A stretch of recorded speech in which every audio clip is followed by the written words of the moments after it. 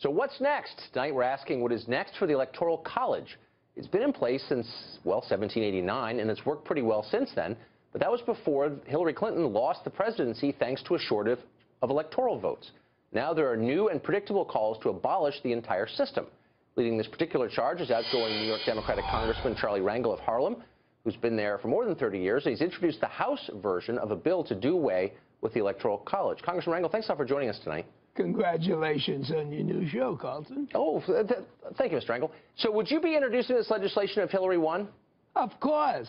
I've always had. As a matter of fact, the legislation is the opposite of what would benefit Hillary Clinton, because it was put into place, and I'm certain you know it, it was put into place to control the popular vote and to superimpose a group of people to prevent demagogues from hoodwinking the American people. And so I've been involved in every civil rights struggle, so naturally I am for one man, one vote. But as you know well, when you find some small states that have 2 members of the Senate and 1 congressperson, and they have the same ratio in terms of elected votes, then popular state like New York and California, you know that the one reason I introduced it with Barbara Boxers is to let the Americans know we still have not elected or voted for a president. Well, but I'm not surprised you introduced it with Senator Boxer because, of course, you represent New York and she, California, 2 of the biggest states by population. And, of course, those states would be the beneficiaries of this, and the losers would be all the many states with much smaller populations. So this is really in your interest, right? I mean, all the focus would be on New York, California, Illinois, Texas, Florida, and that's kind of it. I say this. The reason I'm raising this is not because we got to have a constitutional change, but how many people really recognize that it's no longer one vote, one person. It's no longer that the majority wins. How many people don't even know they've never even voted for Clinton or Trump? And so I think this is an educational process for a system that the reasons no longer exist. But I wonder, by that rationale, and I see what you're saying, but why not abolish the Senate? I mean, if you think of it that way, so the population of, I don't know, Wyoming is about 500,000. There are more people stuck in traffic on the 405 in L.A. right now than that.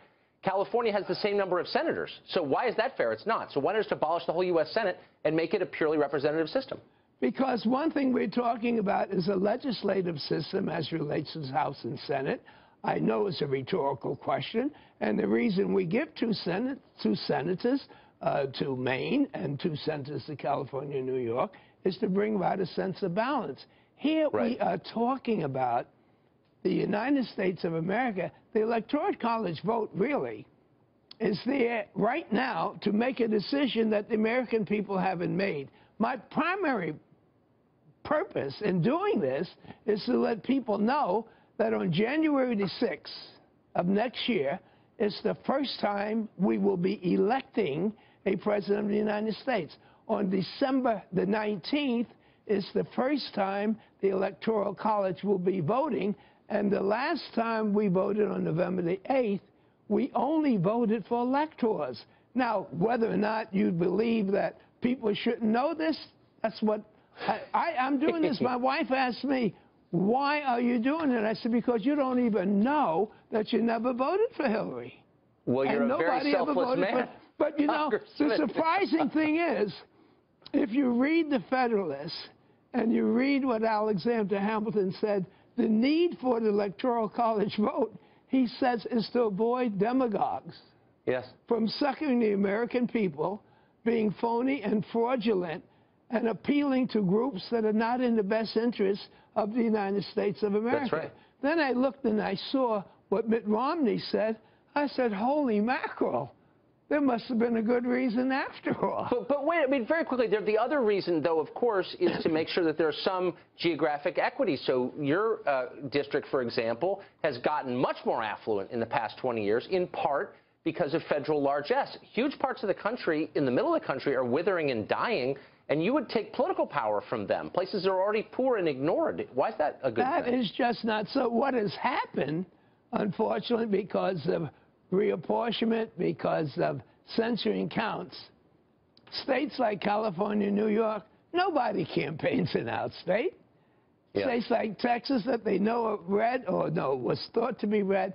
And so the candidates for President of the United States, they know that Democratic states that traditionally vote Democrat, they don't even go there.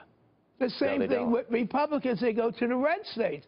And so you find the battleground states, the smallest states, the rural states, are where the campaign really begins.